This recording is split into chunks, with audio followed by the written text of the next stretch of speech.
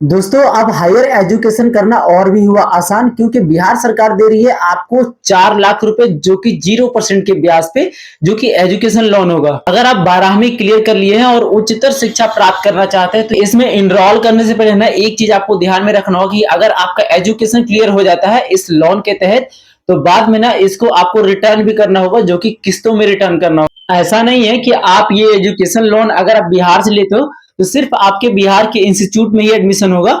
अगर आप इंडिया के किसी भी कोने में एडमिशन लेना चाहते हो और उस कॉलेज या यूनिवर्सिटी का नाम इस लिस्ट में रजिस्टर्ड है तो आपको स्टूडेंट क्रेडिट कार्ड मिलेगा और इंडिया के किसी भी कोने में आप हायर एजुकेशन ले सकते हो।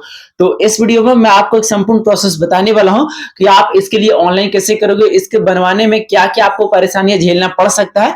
तो संपूर्ण प्रोसेस इस वीडियो में आपसे शेयर करने वाला हूं, तो वीडियो को आपको लास्ट तक जरूर देखना है।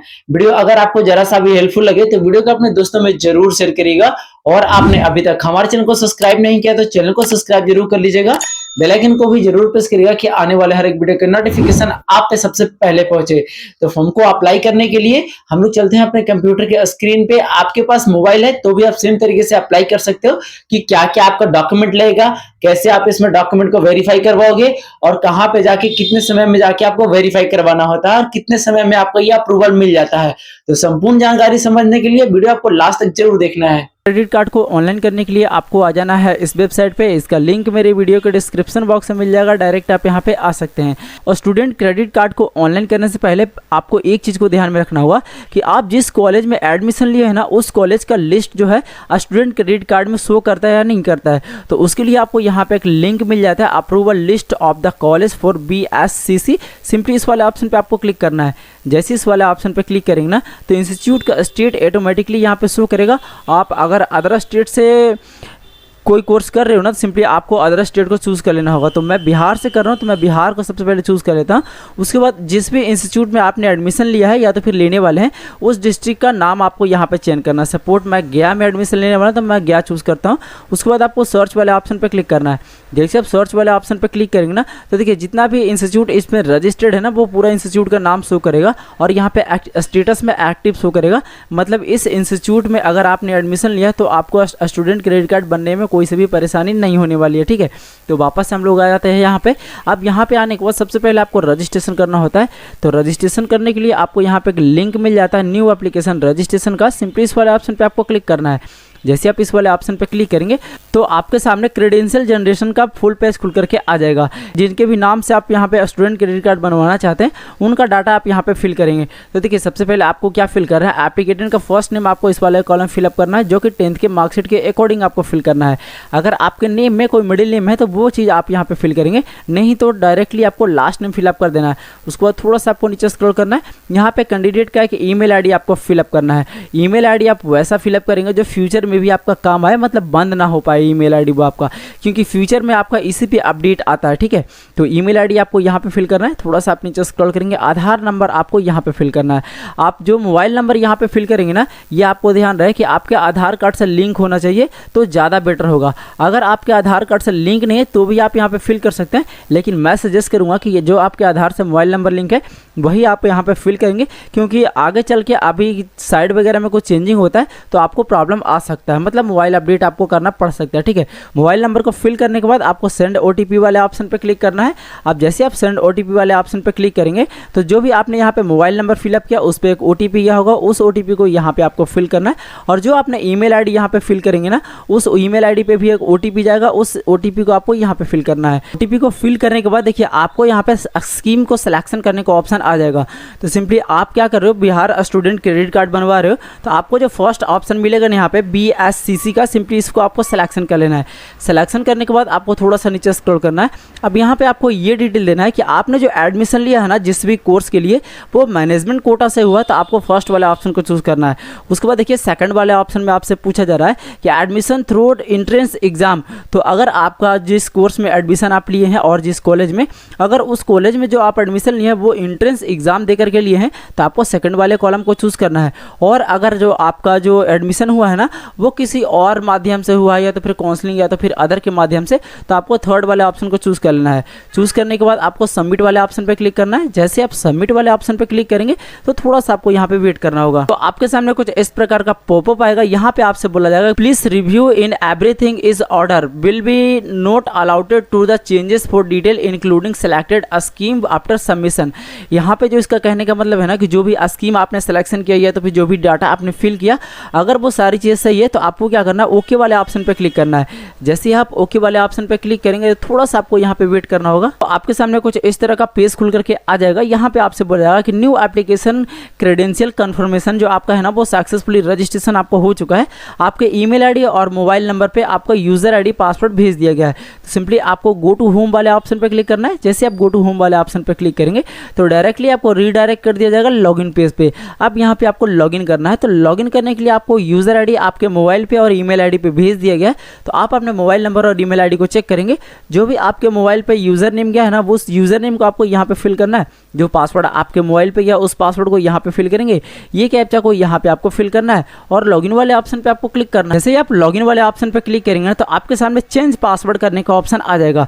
तो जो अभी आपको पासवर्ड मिला ना आपके मैसेज के द्वारा, उस ओल्ड पासवर्ड को आपको यहाँ पे फिल करना है। आपको एक न्यू पासवर्ड को जनरेट करना है। तो पासवर्ड आप कैसे जनरेट करोगे, तो एग्जाम्पल के तौर पर मैं आपको बता दूं, फर्स्ट लेटर आपका कैपिटल होना चाहिए, कुछ स्मॉल लेटर ले लेंगे, एक स्पेशल कैटेगरी और 1 2 3 आप कुछ भी यहाँ पे फिल कर सकते हैं। जो पासवर्ड आप यहाँ पे न्यू पासवर्ड वाले बॉक्स में फिल करेंगे, सेम पासवर्ड आपको री एंटर द न्यू पासवर्ड वाले बॉक्स में फिल करना है। उसके बाद आपको सबमिट वाले ऑप्शन पे क्लिक करना है। जैसे आप सबमिट वाले ऑप्शन पे क्लिक करेंगे तो यहाँ पे आपका शो करेगा कि आपका जो पासवर्ड चेंज किए ना आप, वो सक्सेसफुली चेंज हो चुका है। अब आपको लॉगिन करना, तो लॉगिन करने के लिए आपको यहाँ पे एक ऑप्शन मिल जाता है क्लिक हियर का। सिंपली इस वाले ऑप्शन पे आपको क्लिक करना है। जैसे इस वाले ऑप्शन पे क्लिक करेंगे तो वापस से आपको लॉगिन पेज पर लेकर के आ जाएगा। अब देखिए जो आपका यूजर नेम है, आपका ईमेल आईडी है ना, उस ईमेल आईडी को आपको यहाँ पे फिल करना है। जो पासवर्ड अभी आपने न्यू पासवर्ड सेट किया ना, उस पासवर्ड को आपको इस वाले बॉक्स में फिल करना है। उसके बाद ये कैप्चा को यहाँ पे आप फिल करेंगे और लॉगिन वाले ऑप्शन पे आपको क्लिक करना है। जैसे ही आप लॉगिन करोगे ना तो आपका इंटरफेस कुछ इस प्रकार से शो करेगा। यहाँ पे कैंडिडेट का फुल नेम आपका शो करेगा। अब यहाँ पे देखिए एक ऑप्शन आपको मिलेगा बिहार स्टूडेंट क्रेडिट कार्ड के लिए पर्सनल इन्फॉर्मेशन आपको फिल करना है। तो देखिए सबसे पहले आपको ये बताना है कि आपने जो 10th पास किया ना, वो किस बोर्ड से आपने 10th पास किया है। तो आप अपना बोर्ड का नाम यहाँ से सिलेक्शन कर लेंगे, जो भी आपका बोर्ड होगा, ठीक है। अगर आपके बोर्ड का नाम इसमें नहीं आता तो आप अदर सिलेक्शन करेंगे, ठीक है। अदर सिलेक्शन करने के बाद यहाँ पे बोर्ड का नेम स्पेसिफाई करने के लिए आ जाएगा, तो आप अपने बोर्ड का नेम यहाँ पे स्पेसिफाई कर सकते हैं। और अगर आपका बोर्ड का नेम इसमें है तो सिंपली इस पर क्लिक करेंगे और आप अपने बोर्ड का नाम चूज़ कर लेंगे। अब देखिए 10th का रोल नंबर आपको यहाँ पे फिल करना है। उसके बाद 10th का रोल कोड या तो फिर स्कूल कोड आप यहाँ पे फिल करेंगे। आप जो 10th आपने पास किया ना, वो रेगुलर से पास किया या तो फिर सप्लीमेंट्री से पास किया, वो चीज़ आपको यहाँ पे चूज़ करना है, ठीक है। आप अपने अकॉर्डिंग चूज़ कर लेंगे, मैं अपने अकॉर्डिंग चूज़ कर ले रहा हूँ। मैं एग्जाम्पल के तौर पर बता रहा हूँ, आप बिल्कुल सही डिटेल फिलअप करिएगा, ठीक है। अब देखिए यहाँ पे पासिंग ईयर आपको बताना है कि आप जो 10th पास किए ना, वो कब पास की है आपने 10th। तो आप अपना 10th का पासिंग ईयर यहाँ पे चूज़ करेंगे। उसके बाद स्कूल नेम आपको यहाँ पे फिल करना है कि आपने जो 10th पास किया ना, वो किस स्कूल से आपने 10th पास किया है, तो वो स्कूल का नाम आप यहाँ पे फिल करेंगे। उसके बाद यहाँ पे देखेंगे 12th standard HSC pass and diploma. तो अगर आप 12th पास होंगे तो आपको यस पे क्लिक रहने देना है, अन्यथा आपको नो पे क्लिक कर देना है। जैसे ही आप नो पे क्लिक करोगे ना, तो यहाँ पे कोई सा भी डिप्लोमा या फिर पॉलिटेक्निक कोर्सेस आप यहाँ पे नहीं कर सकते हैं। आपको क्या करना है, जब आप स्टूडेंट क्रेडिट कार्ड के लिए अप्लाई कर रहे हो तो आपको ध्यान रहे कि आप 12th स्टैंडर्ड पास होने चाहिए, ठीक है। तो आपके लिए ज़्यादा बेटर होगा। उसके बाद देखिए यहाँ पे आपसे पूछा जा रहा है कि 12th स्टैंडर्ड HSC पास, तो सिंपली यहाँ पे क्लिक करेंगे। आप किस बोर्ड से आपने पास किया, उस बोर्ड को आपको चूज़ कर लेना है। उसके बाद 12th का रोल नंबर आपको यहाँ पे फिल करना है। थोड़ा सा आप नीचे स्क्रॉल करेंगे, 12th का रोल कोड या तो फिर स्कूल कोड आप यहाँ पे फिलअप कर सकते हैं। उसके बाद 12th का पासिंग ईयर आपको यहाँ पे फिल करना है कि 12th जो है ना आप किस ईयर में पास किए हैं। उसके बाद स्कूल का नेम आपको यहाँ पे फिल करना है। थोड़ा सा आप नीचे स्क्रॉल करेंगे। अगर आपने ग्रेजुएशन कर लिया है तो आपको क्या करना है, यस पे क्लिक करना है और ग्रेजुएशन का यहाँ पे डिटेल फिलअप करना है। और अगर आप ग्रेजुएशन नहीं किए हैं, सिंपली आपको नो पे क्लिक रहने देना है। थोड़ा सा आप नीचे स्क्रॉल करेंगे। यहाँ पे जिस भी कैंडिडेट का फॉर्म फिल कर रहे हैं ना, उनका फर्स्ट नेम आपको यहाँ पे फिल करना है। अगर उनका कोई मिडिल नेम है तो वो आप यहाँ पे फिल करेंगे, अन्यथा आपको डायरेक्टली लास्ट नेम फिलअप कर देना है। उसके बाद थोड़ा सा आप नीचे स्क्रॉल करेंगे। फादर नेम आपको यहाँ पे फिल करना है, जो कि फर्स्ट नेम आप फिलअप करेंगे। अगर उनके फादर में कोई मिडिल नेम है तो वो आप यहाँ पे फिल करेंगे, नहीं तो डायरेक्टली उनका लास्ट नेम आप यहाँ पे फिलअप कर लेंगे। थोड़ा सा आप नीचे स्क्रॉल करेंगे कि कैंडिडेट का मदर नेम है ना, वो फर्स्ट नेम आपको यहाँ पे फिल करना है। अगर उनके मदर का कोई मिडिल नेम है तो वो आप यहाँ पे फिल करेंगे, नहीं तो इस कॉलम को खाली छोड़ देंगे, डायरेक्टली उसका लास्ट नेम आपको फिलअप कर देना है। यहाँ पे आपका ईमेल आईडी शो करेगा। यहाँ पे कैंडिडेट का डेट ऑफ बर्थ आपको फिल करना है। उसे फिल करने के लिए यहाँ पे आपको कैलेंडर मिल जाता है, इस वाले ऑप्शन पे आपको क्लिक करना है। जैसे इस वाले ऑप्शन पर क्लिक करेंगे तो कैलेंडर खुल करके आ जाएगा। सबसे पहले आपको अपना ईयर को चूज़ कर लेना है कि आपके डेट ऑफ बर्थ में ईयर क्या है। उसके बाद आप अपना मंथ को चूज़ करेंगे, उसके बाद आपको अपना डेट को चूज़ कर लेना है। आपका डेट ऑफ बर्थ यहाँ पे फिल हो जाएगा। जैसे ही आपका डेट ऑफ बर्थ फिल हो जाता है, यहाँ पे देखेंगे आपका जो ईयर है ना वो निकल करके आ जाएगा और कितना मंथ आपका हुआ है वो निकल करके आ जाएगा। यहाँ पे आपको जेंडर बताना है कि आप मेल का फॉर्म भर रहे हैं या फीमेल का फॉर्म भर रहे हैं, वो आप अपने अकॉर्डिंग चूज़ कर लेंगे।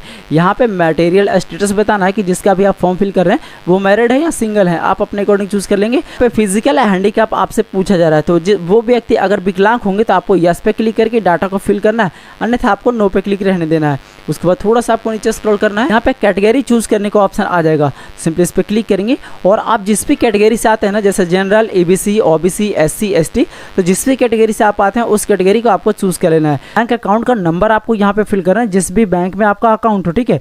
उसके बाद IFSC कोड आप यहाँ पे फिल करेंगे।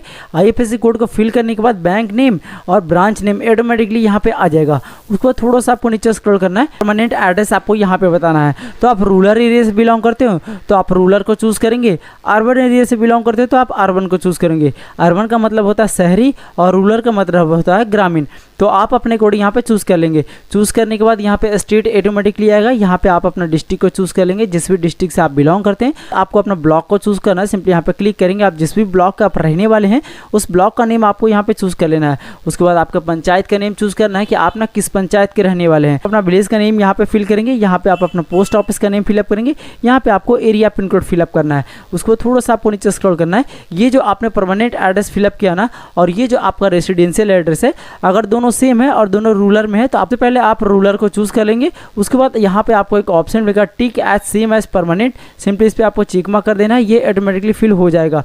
उसके बाद आपको सेव एंड ड्राफ्ट वाले ऑप्शन पर क्लिक करना है। जैसे आप सेव एंड ड्राफ्ट वाले ऑप्शन पर क्लिक करेंगे ना तो ये सबमिट का जो ऑप्शन है वो एक्टिवेट हो जाएगा। सिंपली आपको सबमिट वाले ऑप्शन पर क्लिक करना है। आपके सामने बिहार स्टूडेंट क्रेडिट कार्ड बनवाने का फुल डैशबोर्ड खुल करके आ जाएगा।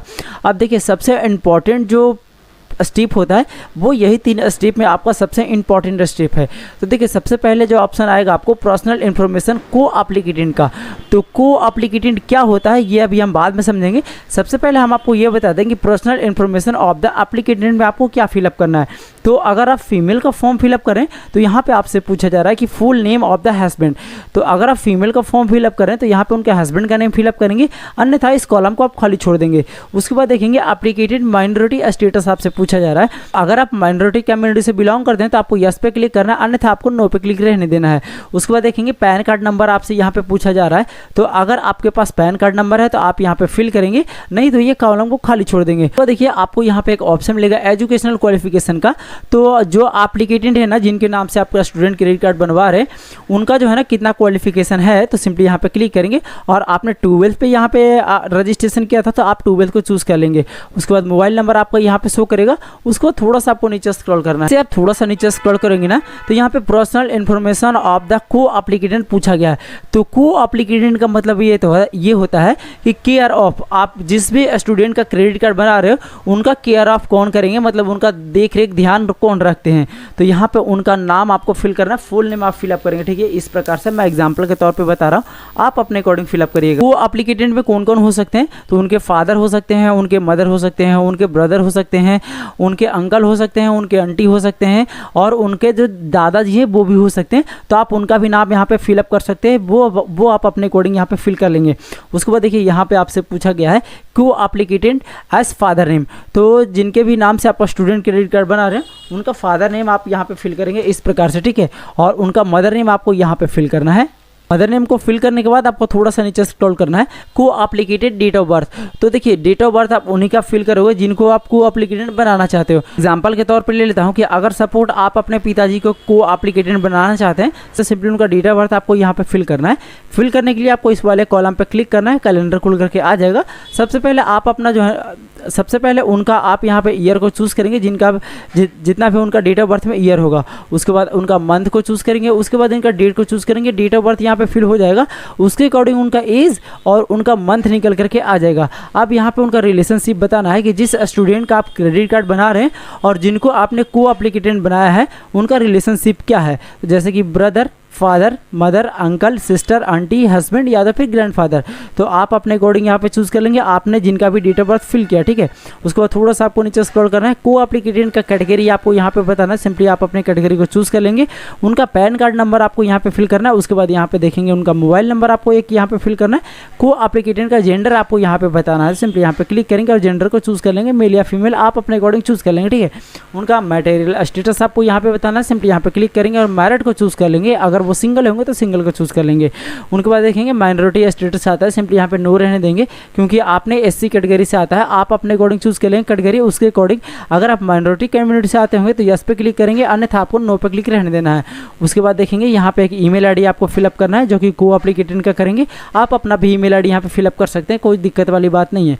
उसके बाद को एप्लीकेटेंट का ही आधार नंबर आपको यहाँ पे फिल करना है। थोड़ा सा आपको नीचे स्क्रॉल करना है, को एप्लीकेटेंट का यहाँ पे बैंक अकाउंट नंबर आपको यहाँ पे फिल करना है। उसके बाद बैंक नेम आपको यहाँ पे सिलेक्शन करना है कि जिनको भी आपने को एप्लीकेटेंट बनाया है ना, उनका जो है ना किस बैंक में अकाउंट है, तो वो आप अपने अकॉर्डिंग चूज़ कर लेंगे। ब्रांच का नाम आपको यहाँ पे फिल करना है कि उनका जो बैंक है ना वो ब्रांच कहाँ पे स्थित है, उसका नाम आपको यहाँ पे फिल करना है।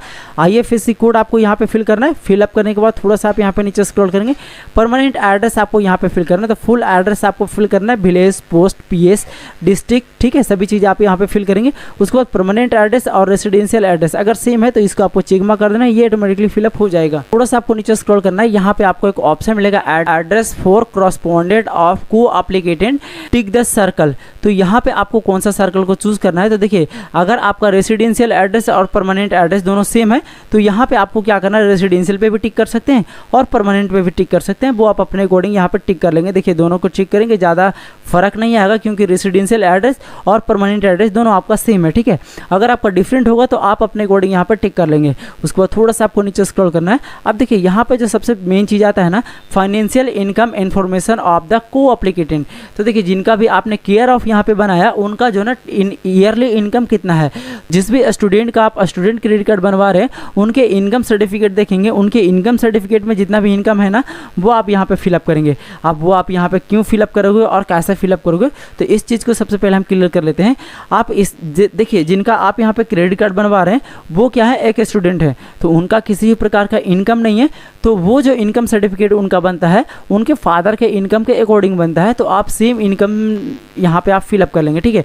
उसके बाद थोड़ा सा आप यहाँ पे नीचे देखेंगे, यहाँ पे आपसे पूछा जा रहा है कि एम्प्लॉय डिटेल्स ऑफ द को एप्लीकेटेंट, मतलब जिनका भी आप केयर ऑफ में डाले हैं ना, अगर वो किसी भी प्रकार के एम्प्लॉय होंगे तो आपको एप्लीकेबल वाले ऑप्शन पे क्लिक करके यहाँ पे उनके डाटा को फिल करेंगे कि name of the employer, name of the department, designation, employer number, date of the retirement और number of the year of the present employ, ठीक है।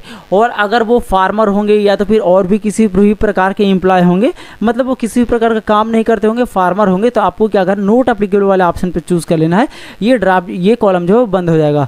उसके बाद आपको सेव एंड ड्राफ्ट वाले ऑप्शन पे क्लिक करना है। जैसे आप सेव एंड ड्राफ्ट वाले ऑप्शन पे क्लिक करेंगे तो ये डाटा जो है वो आपका सक्सेसफुली सेव कर लिया जाएगा।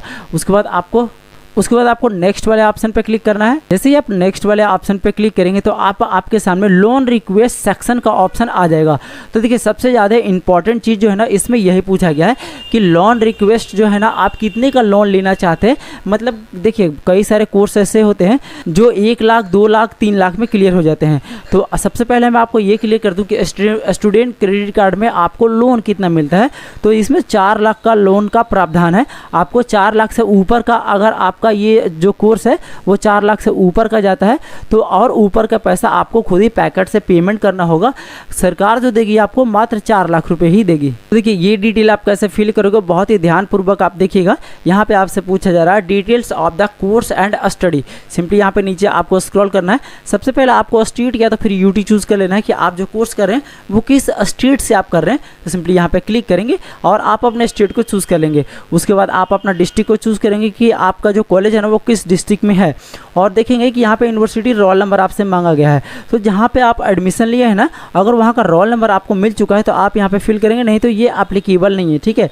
ये आपके रहने पे ही फिलअप होगा।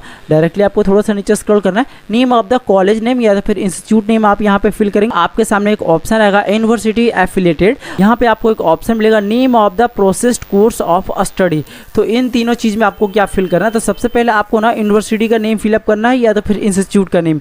तो एक चीज़ आपको ध्यान में रखना होगा, जैसे कि मैंने स्टार्टिंग में आपको बताया कि सबसे पहले आप अपना यूनिवर्सिटी आपका लिस्टेड है या तो फिर इंस्टीट्यूट आपका इसमें लिस्टेड है या नहीं है, वो आप चेक कर लेंगे, ठीक है। उसके बाद आपको यहाँ पे ना यूनिवर्सिटी या तो फिर इंस्टीट्यूट का नेम आपको फिल करना है इस प्रकार से। जैसे आप यहाँ पे लिखना स्टार्ट करोगे ना, नीचे देखिए यहाँ पे आना शुरू हो जाएगा, तो आप अपने अकॉर्डिंग यहाँ पे सिलेक्शन कर लेंगे। सिलेक्शन करने के बाद ये चीज़ ऑटोमेटिकली फिल हो जाएगा। उसके बाद देखिए आप ना इसमें कौन सा कोर्स कर रहे हैं, तो आप अपना सिलेक्शन करने के लिए यहाँ पे आपको क्लिक करना है। जिस भी कोर्स में आपने एडमिशन लिया है ना, उस कोर्स को आपको क्या करना है, यहाँ पे सिलेक्शन कर लेना है। सिलेक्शन करने के बाद थोड़ा सा आप यहाँ पे नीचे स्क्रॉल करेंगे, एड्रेस आपका ऑटोमेटिकली शो करेगा। एड्रेस लाइन 2 में अगर आपको यूनिवर्सिटी का कुछ पता है तो आप यहाँ पे फिल करेंगे, नहीं तो यहाँ पे देखेंगे यूनिवर्सिटी का टेलीफोन नंबर या तो फिर फैक्स नंबर या तो फिर इंस्टीट्यूट का नेम आपको यहाँ पे फिल करना है। उसके बाद थोड़ा सा आपको नीचे स्क्रॉल करना है, स्टेट और यूटी आपका ऑटोमेटिकली शो करेगा, डिस्ट्रिक्ट का नेम आपको यहाँ पे शो करेगा, पिन कोड आपका यहाँ पे शो करेगा, इंस्टीट्यूट का सिटी आपका ऑटोमेटिकली उठा लेगा। अगर नहीं उठाया है तो थोड़ा सा आप वेट कर लीजिएगा, यहाँ पे शो करेगा, ठीक है। उसके बाद ड्यूरेशन ऑफ द कोर्स, ये जो आप कोर्स नेम सिलेक्शन किए ना, इस कोर्स का ड्यूरेशन क्या है, मतलब कितने ईयर का ये कोर्स रहने वाला है, तो आप अपना ईयर सिलेक्शन कर लेंगे यहाँ पे। उसके बाद admission date of the course, मतलब किस डेट में आपने एडमिशन लिया है, सिंपली यहाँ पे क्लिक करेंगे। आप जिस भी डेट में आपने एडमिशन लिया हो ना, उसको क्या करना है, यहाँ से चूज़ कर लेना है। चूज़ करने के बाद डन पे क्लिक करेंगे। आपका यहाँ पे से ही आप चूज़ पे क्लिक करोगे ना, यहाँ पे देखिए एडमिशन डेट आपका फिलअप हो जाएगा। उसके बाद कोर्स कंप्लीशन डेट आपको यहाँ पे बताना है कि आपका जो है ना कब ना कोर्स कंप्लीट हो जाएगा। तो देखिए आपका जो भी सेशन होगा उसके अकॉर्डिंग आप यहाँ से कैलकुलेट कर लेंगे, और कैलकुलेट करने के बाद यहाँ पे आपको क्लिक करना है।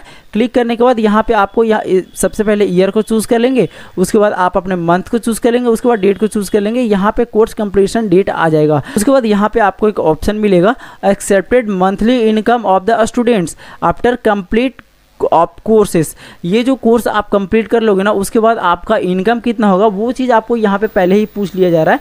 तो आप अपना इनकम यहाँ पे फिलअप कर देंगे कि कोर्स कंप्लीट करने के बाद ना आपका इनकम कितना होने वाला है, अप्रॉक्स आप फिलअप करेंगे, ठीक है। थोड़ा सा आप नीचे स्क्रॉल करेंगे, यहाँ पे आपसे पूछा जाएगा कि अगर आपका ये कोर्स कंप्लीट हो जाता है तो आपको क्या नौकरी मिलने के चांसेस हैं, तो आपको क्या करना है, यस को चूज़ कर लेना है। उसके बाद यहाँ पे देखेंगे एक ऑप्शन आपको मिलेगा सेशन फॉर्म का। तो देखेंगे कि आपके कोर्स का ना सेशन क्या है, तो सिंपली आप अपने कोर्स का सेशन यहाँ पे चूज़ कर लोगे। ईयर में आपने एडमिशन लिया है, सबसे पहले उस ईयर को चूज़ कर लेंगे। उसके बाद यहाँ पे देखेंगे कि कब आपका कंप्लीट होगा, उस सेशन को, उस ईयर को आपको यहाँ पे चूज़ कर लेना है। उसके बाद थोड़ा सा आप नीचे स्क्रॉल करेंगे, लोन रिक्वेस्ट सेक्शन आपको यहाँ पे मिल जाता है देखने को। तो देखिए सबसे ज़्यादा इंपॉर्टेंट चीज़ है ना, वो यहीं पे आपको फिलअप करना होगा। सबसे पहले आपको ये समझ लेना है कि ये जो आप बीएससी नर्सिंग कर रहे हो ना, इस कोर्स का टोटल फ़ी कितना है। तो फ़ी के अकॉर्डिंग आपको यहाँ पे फिल करना है। जैसे कि मैंने वीडियो के स्टार्टिंग में आपको बताया कि आपको जो स्टूडेंट क्रेडिट कार्ड के तहत जो पैसा मिलता है वो 4 लाख ही मिलता है, और बाकी जो एक्स्ट्रा पेमेंट होता है आपको खुद जेब से पेमेंट करना पड़ेगा। तो देखिए यहाँ पे आपसे पूछा गया है कि कॉस्ट ऑफ द कोर्स, मतलब आपका जो कोर्स है ना वो कितने कॉस्ट का है। तो देखिए cost of the course and other fee included hostel charges. तो यहाँ पे आपको ये बताना है कि आपके कोर्स का टोटल फ़ी कितना है, हॉस्टल चार्जेस लगा करके। उसके बाद देखिए यहाँ पे आपको एक ऑप्शन मिलेगा, amount of the fund available from family secure for the courses. मतलब आपको इसमें जो एक्स्ट्रा कोर्सेज लगने वाला है ना, वो कितनी आपकी फैमिली पे करेगी, तो वो अमाउंट आपको यहाँ पे फिलअप करना है। इतना चीज़ को फिल करने के बाद देखिए आपको यहाँ पे एक ऑप्शन मिलता है बुक्स एंड स्टेशनरी का। तो उसमें भी आपका जितना खर्चा आता है वो आप यहाँ पे फिल कर लेंगे कि आपका बुक्स जो है ना कितने का आएगा, आपका स्टेशनरी जो है वो कितने का आएगा, वो आप अपने अकॉर्डिंग यहाँ पे फिलअप कर सकते हैं। उसके बाद देखिए कॉस्ट ऑफ द लैपटॉप। तो देखिए एक चीज़ आपको समझ लेना होगा, जो कोर्स आप कर रहे हैं उसमें अगर लैपटॉप की ज़रूरत होगा तो यहाँ पे ये कॉलम जो है ना ऑटोमेटिकली ओपन आएगा, और अगर उस कोर्स में लैपटॉप की ज़रूरत नहीं है तो ये कॉलम बिल्कुल ब्लैंक आएगा। तो आप लैपटॉप का अकॉर्डिंग 35,000 यहाँ पे ले सकते हो। तो आप इस प्रकार से 35,000 फिलअप कर लेंगे, ठीक है, मैनुअली।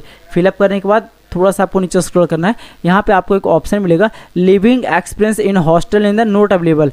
इसका जो कहने का मतलब है कि अगर आप हॉस्टल में नहीं रह रहे हो और उसके आसपास में अगर आप लिविंग कर रहे हो, मतलब रूम लेके रह रहे हो, तो आपको उसका किराया यहाँ पे फिल करना है कि वहाँ पे आपको खर्च कितना रहा, ठीक है। उसके बाद आपको कैलकुलेट वाले ऑप्शन पे क्लिक करना है, आपका टोटल फी यहाँ पे शो करेगा, ठीक है। उसके बाद टोटल फी आपका यहाँ पे शो करेगा, आप इस प्रकार से इसको फिलअप कर लेंगे। उसके बाद थोड़ा सा नीचे स्क्रॉल करेंगे, यहाँ पे आपसे पूछा जाएगा कि purpose perfected repayment of the payment of the interest. ये जो आपको रीपेमेंट करना है, जैसे कि स्टूडेंट क्रेडिट कार्ड तो आपका बन गया, लेकिन आपको ये पेमेंट करना ही होता है। आप कोर्स पूरा करने के 3 से 4 साल आपको समय मिलता है, उसके बाद आपको ये पेमेंट करना होता है। तो वो पेमेंट कौन करेगा, जैसे बाय द स्टूडेंट एंड एप्लीकेटेंट, मतलब स्टूडेंट पेमेंट करेगा और एप्लीकेटेंट, या तो फिर जो आपका को एप्लीकेंट बने हैं वो पेमेंट करेंगे या तो फिर दोनों पेमेंट करेंगे। तो आप अपने अकॉर्डिंग यहाँ पे चूज़ कर लेंगे कि आपका जो है ना लोन पेमेंट कौन करने वाला है। उसके बाद सेव एंड ड्राफ्ट वाले ऑप्शन पे क्लिक करना है। जैसे आप सेव एंड ड्राफ्ट वाले ऑप्शन पे क्लिक करेंगे थोड़ा सा पेज कुछ लोड होगा, उसके बाद देखेंगे आपके सामने एक नेक्स्ट का ऑप्शन एक्टिवेट हो जाएगा। सिंपली नेक्स्ट वाले ऑप्शन पे आपको क्लिक करना है। जैसे आप नेक्स्ट वाले ऑप्शन पे क्लिक करेंगे ना तो आपके सामने सिक्योरिटी डिटेल पूछा जाएगा। तो सिंपली जितना भी डिक्लेरेशन है ना सभी डिक्लेरेशन को आपको चेक मार्क कर देना है। इस प्रकार से डिक्लेरेशन को चेक मार्क करने के बाद आपको प्रीव्यू वाले ऑप्शन पे क्लिक करना है। जैसे आप प्रीव्यू वाले ऑप्शन पे क्लिक करेंगे ना तो स्टूडेंट क्रेडिट कार्ड में जितना भी आपने डाटा को फिल किया वो पूरा डाटा आपको यहाँ पे शो करेगा। अगर आपका सारी चीज़ सही है तो यहाँ पे वापस से आपको इसे चूज़ कर लेना है। चूज़ करने के बाद यहाँ पे देखेंगे जितना डिक्लेरेशन है सभी डिक्लेरेशन को दोबारा से आपको रीचेक कर देना है। उसके बाद यहाँ पे आपको क्लोज का ऑप्शन मिलेगा। सिंपली आपको क्लोज वाले ऑप्शन पे क्लिक कर देना है। यहाँ पे आपके सामने फाइनल सबमिट का ऑप्शन शो करेगा। सिंपली आपको फाइनल सबमिट वाले ऑप्शन पे क्लिक करना है। जैसे ही आप फाइनल सबमिट वाले ऑप्शन पे क्लिक करेंगे तो थोड़ा सा आपको यहाँ पे वेट करना होगा। जैसे आप फाइनल सबमिट वाले ऑप्शन पे क्लिक करेंगे ना तो आपके सामने एक पॉपअप आ जाएगा। यहाँ पे आपसे बोला जाएगा do you went to the book the time slot of document verification. इसका जो कहने का मतलब है ना कि आप अपने डॉक्यूमेंट वेरिफिकेशन के लिए स्लॉट को बुक कर सकते हैं। तो सिंपली आपको ओके वाले ऑप्शन पे क्लिक करना है। जैसे आप ओके वाले ऑप्शन पे क्लिक करेंगे तो आपके सामने slot booking for document verification का ऑप्शन आ जाएगा। स्लॉट बुकिंग आप कैसे करोगे, देखिए यहाँ पे आपको एरो का निशान मिलेगा और यहाँ पे आपको टुडे लिखा हुआ रहेगा। यहाँ पे जितना भी संडे है ना सभी में रेड आएगा, तो इसका मतलब आप इसमें स्लॉट बुक नहीं कर सकते हैं, ठीक है। अब स्लॉट बुक करने के लिए आपको एक ऑप्शन यहाँ पे मिल जाता है। देखिए संडे का यहाँ पे ऑप्शन मिलेगा तो ये सारी चीज़ें रेड आएगा, मतलब ये ब्लैंक आएगा, संडे को आप बुक नहीं कर सकते। अब देखिए मंडे का यहाँ पे एक ऑप्शन आपको मिलेगा, तो यहाँ पे जैसे आप क्लिक करेंगे ना तो ये क्लिक नहीं हो रहा है, इसका मतलब इसमें स्लॉट खाली नहीं है। उसके बाद बारी बारी से आप इसी तरीके से चेक कर लेंगे किस में ना आपका स्लॉट खाली है। तो यहाँ पे 16 तारीख में एक स्लॉट खाली है, सिंपली मैं 16 तारीख वाले ऑप्शन पे क्लिक करूँगा, आपके सामने स्लॉट बुकिंग टाइम का ऑप्शन आ जाएगा। सिंपली यहाँ पे क्लिक करेंगे, आप जिस भी टाइम में आप स्लॉट लेना चाहते हैं, मतलब आप अपना अपॉइंटमेंट लेना चाहते हैं शेड्यूल, उसको क्या करना, टाइम को आपको सिलेक्शन कर लेना है। जैसे आप टाइम को सिलेक्शन कर लेंगे ना आपको सेव चेंजेस वाले ऑप्शन पर क्लिक करना है। जैसे आप सेव चेंजेस वाले ऑप्शन पर क्लिक करेंगे थोड़ा सा आपको यहाँ पे वेट करना होगा। आपके सामने एक पॉपअप आएगा और यहाँ पे आपसे बोला जाएगा you have a successfully book the slot for document verification. Simply आपको ओके वाले ऑप्शन पे क्लिक करना है। जैसे आप ओके वाले ऑप्शन पे क्लिक करेंगे तो फिर से आपके सामने एक पॉपअप आएगा, यहाँ पे आपसे बोला जाएगा you have book the date of the document verification. Simply okay वाले ऑप्शन पे आपको क्लिक करना है। जैसे आप ओके वाले ऑप्शन पे क्लिक करेंगे देखिए आपका यहाँ पे शो करेगा बुकड, मतलब आपका जो स्लॉट है ना वो 16 तारीख के डेट में बुक हो चुका है। जैसे ही आपका स्लॉट बुक हो जाता है यहाँ पे आपका शो करेगा सिलेक्टेड स्लॉट बुकिंग डेट और टाइम, मतलब 1 बजे का मैंने टाइम लिया है और 16 तारीख 6 महीना 2025 में मैंने यहाँ पे डॉक्यूमेंट वेरिफिकेशन का टाइम ले लिया है। अब जो है ना आप अपना जो एप्लीकेशन है उसका PDF आप यहाँ पे डाउनलोड करना चाहते हैं तो आपको यहाँ पे आपको ऑप्शन मिलेगा डाउनलोड PDF का, इस पर आपको क्लिक करना है। जैसे आप इस पर क्लिक करेंगे ना तो आपका जो डॉक्यूमेंट है वो आपके कंप्यूटर में डाउनलोड होना शुरू हो जाएगा, ठीक है। उसके बाद अगर आप अपने एप्लीकेशन का करंट स्टेटस चेक करना चाहते हैं तो यहाँ पे आपको मिलेगा करंट स्टेटस का एक ऑप्शन, सिंपली इस पर क्लिक करेंगे और यहाँ पे गेट इन्फॉर्मेशन वाले ऑप्शन पे आपको क्लिक करना। तो यहाँ पे आपके सामने कुछ इस तरह का डैशबोर्ड खुल करके आ जाएगा। यहाँ पे आपका रजिस्ट्रेशन नंबर, फुल नेम, आधार नंबर, मोबाइल नंबर और जिस भी स्कीम में आपने अप्लाई किया जैसे कि स्टूडेंट क्रेडिट कार्ड के लिए तो वो आपको यहाँ पे शो करेगा। करंट स्टेटस में आपका शेड्यूल दिखा रहा है और डॉक्यूमेंट वेरिफिकेशन में आपका पेंडिंग दिखा रहा है, ठीक है। अगर आपको लोन एग्रीमेंट का डॉक्यूमेंट डाउनलोड करना है तो यहाँ पे आपको एक ऑप्शन मिल जाता है download loan agreement document. Simply इस वाले ऑप्शन पे आपको क्लिक करना है और थोड़ा सा आपको वेट करना है। आपके सामने जो आप लोन लेंगे ना उसका एग्रीमेंट कुछ इस प्रकार से खुल करके आ जाएगा। उसके बाद देखेंगे कि आपको जो भी डिटेल चाहिए ना, आपने इंस्टीट्यूट से रिलेटेड या तो फिर आपने लोन एग्रीमेंट से रिलेटेड या तो फिर स्लॉट बुकिंग से रिलेटेड, तो फिर आपको एप्लीकेशन को विड्रॉल करना हो उसके रिलेटेड या तो फिर आपके एप्लीकेशन को डाउनलोड करना हो उसके रिलेटेड सारा ऑप्शन आपको यहाँ पे देखने को मिल जाता है। तो फ्रेंड्स इस प्रकार से आप बिहार स्टूडेंट क्रेडिट कार्ड के लिए अप्लाई कर सकते हैं। इस वीडियो में मैंने आपको स्टेप बाय स्टेप एक संपूर्ण जानकारी बताया है कि आप बिहार स्टूडेंट कार्ड के लिए अप्लाई कैसे करोगे, वो भी अपने घर बैठे अपने मोबाइल या कंप्यूटर की मदद से। तो आशा करता हूं कि ये वीडियो आपके लिए बहुत ही ज़्यादा हेल्पफुल हुआ होगा। तो अगर आपको ये वीडियो पसंद आया होगा तो वीडियो को अपने दोस्तों में जरूर ही शेयर करिएगा जिनको स्टूडेंट क्रेडिट कार्ड बनवाना। अगर आप हमारे चैनल पर पहली बार विजिट कर रहे हैं तो चैनल को सब्सक्राइब जरूर कर लीजिएगा, बेल आइकन को भी जरूर प्रेस करिएगा कि आने वाले हर एक वीडियो की नोटिफिकेशन आप पे सबसे पहले पहुंचे। तो मिलते हैं फिर से किसी ऐसे नए टॉपिक के साथ, तब तक के लिए धन्यवाद। देखते रहिए A to Z सॉल्यूशन। जय हिंद।